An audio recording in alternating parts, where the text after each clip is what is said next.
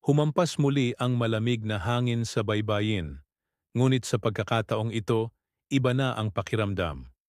Ngayong naunawaan na ng grupo ang ritmo ng mga wraith, tila mas magaang gumalaw ang mundo sa paligid nila.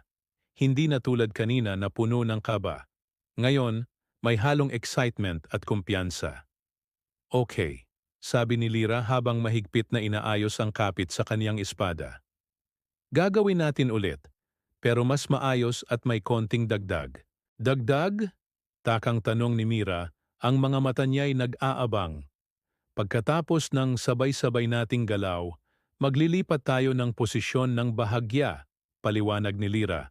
Ang boses niya'y kalmado ngunit puno ng determinasyon.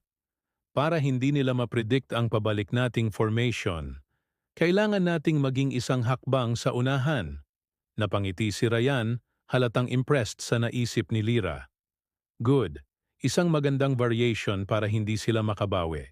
Kailangan nating sirain ang pattern nila bago pa man nila ito magamit laban sa atin. Sandali silang nagpahinga, ilang mahahalagang segundo upang siguraduhin na ang atensyon ng bawat isa ay nakatuon sa laban. Tahimik ang paligid, maliban sa mahinang ingay ng mga alon na humahalik sa dalampasigan at ang banayad na ihip ng hangin na dala ni Ravel, na tila isang suportang bulong mula sa kalikasan. Ready? Tanong ni Lyra, ang tingin niya'y nagpapalipat-lipat sa bawat kasama.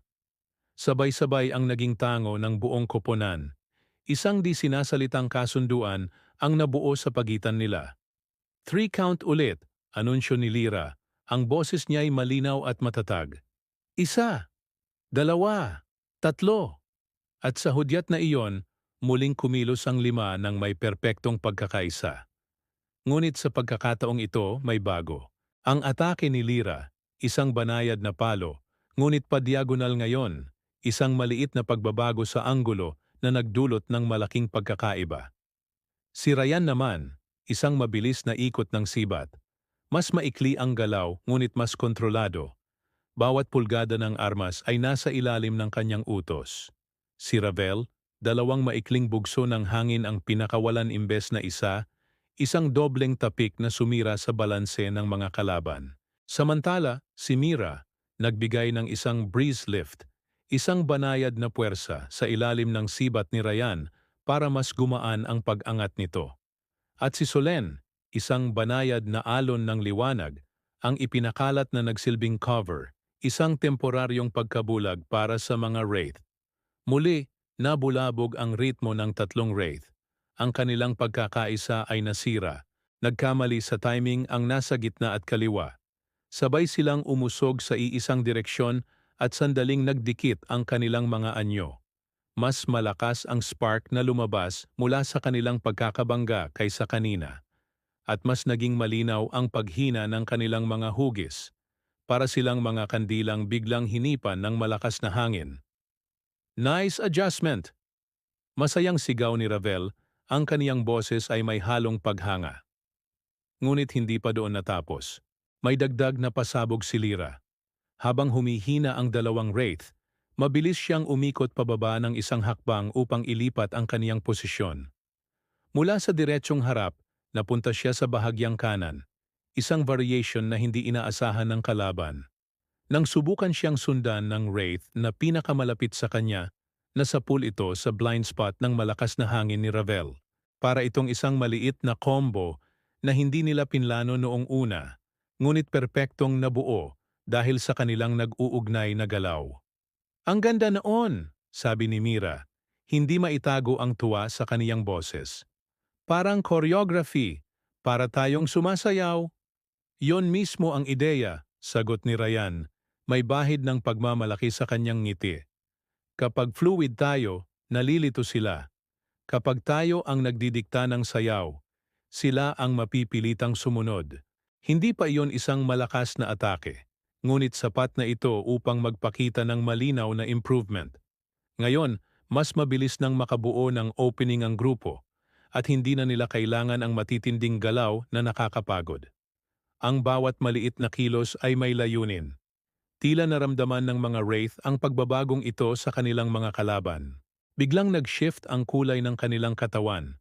Mula sa purong anino, nagkaroon ito ng bahagyang ningning na parang ina-adjust nila ang kanilang mode. Nag-a-upgrade sila sa gitna ng laban. Obserba ni Ravel. Ang kanyang mga mata ay naniningkit. Sinusubukan nilang mag-adapt. Pero mabuti, yon. Ibig sabihin gumagana ang maliliit na diskarte natin. Pinipilit natin silang magbago. Isang ulit pa, sabi ni Lira, nakangiting may sigla. Ang pagod ay napalitan ng pananabik. Ngayon, gawin nating mas smooth. Mabilis silang nag-ayos muli ng pwesto, ngunit hindi nagmamadali. Halatang mas komportable na sila sa kanilang mga ginagawa. Ang kanilang paghinga ay halos sabay-sabay. Isang senyales ng lumalalim nilang koneksyon. Count, Lira, sabi ni Ryan. Ang boses niya'y handa na. Isa, dalawa, tatlo. Muling sumabay ang kanilang mga galaw. At ngayong mas natural na ito, mas naging maganda ang resulta. Hindi lang nagkamali sa timing ang mga Wraith. Nang sinubukan nilang mag-adjust, naharang sila ng light shield ni Solen at ng breeze ni Mira, kaya mas lalong nabulabog ang balanse nila. Isang mas malinaw na opening ang lumitaw. Hindi na nag-atubili si Lira. Isang mabilis, diretsyo, at simpleng hiwa, ngunit napaka-precise ang kaniyang pinakawalan. Tumama ito sa isa sa mga Wraith nang mas epektibo ngayon, at napaatras ang nilalang ng mas malayo kaysa kanina. Ang anyo nito ay halos kumalat na, parang usok na mabilis na dinaanan ng hangin, hirap nang bumalik sa dati nitong porma. Hindi pa ito tuluyang natatalo, pero malaki na ang pinsala. Ramdam ng lahat ang biglaang pag-angat ng enerhiya sa kanilang paligid. Ang tagumpay ay abot kamay na. Yes! Bulalas ni Solen, hindi napigilang mapatalon ng kaunti sa tuwa. Ganito pala, ang saya pala kapag may rhythm. Hindi ito isang mabigat na laban sa pisikal na paraan, pero masarap sa pakiramdam. Parang nailalabas nila ang tunay nilang galing ng hindi kailangang masugatan o mapuwersa. Teamwork sa pinakapuro nitong anyo. At habang nagsisimulang muling bumuo ang anyo ng napinsalang Wraith, tila nagbago rin ang hangin sa paligid. Hindi ito isang banta, kundi isang senyales na handa na ang susunod na yugto. Okay, sabi ni Lira, huminga ng dahan-dahan ngunit may ngiti sa labi. Ang kaniyang mga mata ay nagniningning sa determinasyon.